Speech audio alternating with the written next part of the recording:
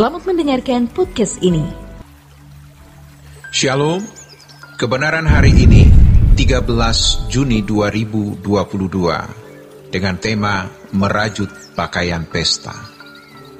Kalau di lingkungan kita dijelek-jelekan, justru itu sebenarnya kesempatan bagi kita untuk mendandani diri. Kita lihat nanti di pengadilan.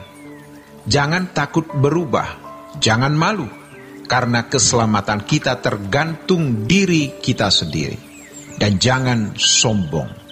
Kekayaan, penampilan, dan gelar kita tidak ada nilainya di hadapan Allah, kecuali kita memiliki pakaian pesta, yaitu kodrat ilahi yang membangun kesucian hidup sebagai irama.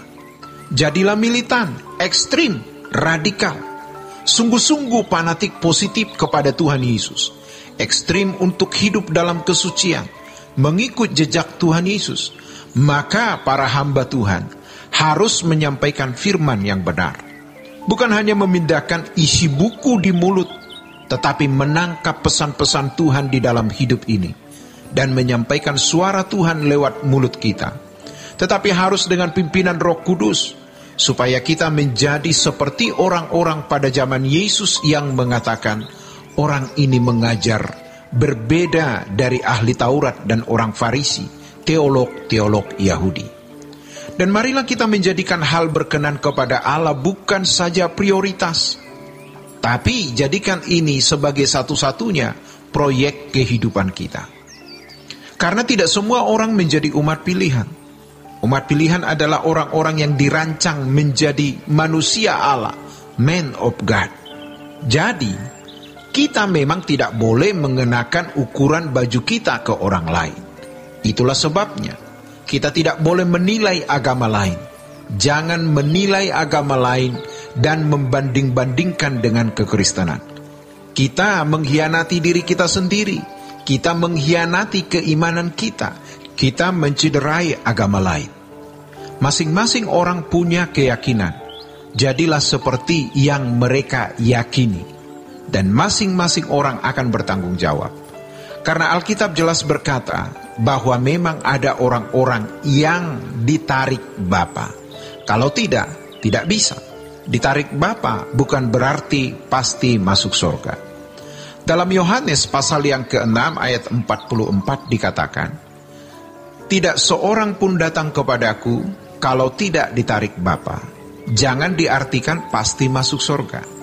Di ayat lain dikatakan, banyak yang dipanggil, sedikit yang dipilih.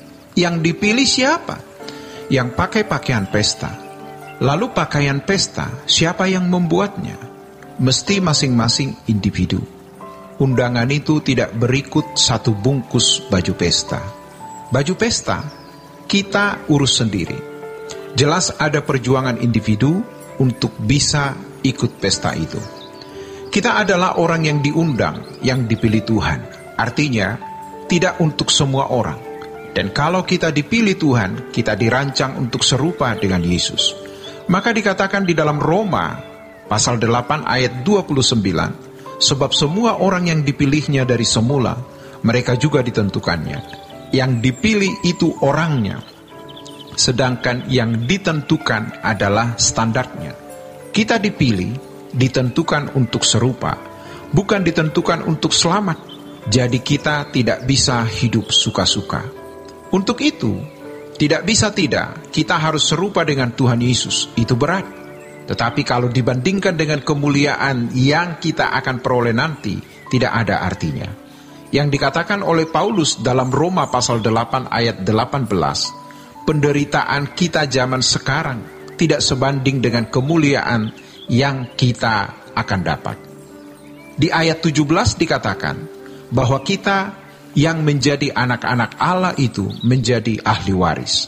Namun tidak mungkin Allah mewariskan kemuliaan kepada orang yang tidak mulia keberadaannya. Jadi, memang menjadi Kristen itu bukan berat, melainkan berat sekali, bahkan mustahil. Tapi, yang mustahil bagi manusia, tidak mustahil bagi Allah. Tidak ada strata pendeta atau strata jemaat. Semua kita imamat-imamat, seperti yang dikatakan dalam 1 Petrus pasal 2 ayat 9. Semua kita imamat-imamat, hulu balang. Tuhan pasti membentuk kita, mendewasakan kita supaya kita layak mewarisi kemuliaan bersama Tuhan Yesus. Kalau di dalam Roma pasal 8 ayat 29 dikatakan bahwa dia menjadi yang sulung di antara banyak saudara. Ini kalimat luar biasa, karena di balik pernyataan tersebut kita disejajarkan dengan Yesus dalam kata saudara. Artinya bahwa kita bisa menjadi serupa dengan dia, dan kita memang dipanggil untuk itu. Tuhan Yesus berkata, bekerjalah bukan untuk roti yang dapat binasa.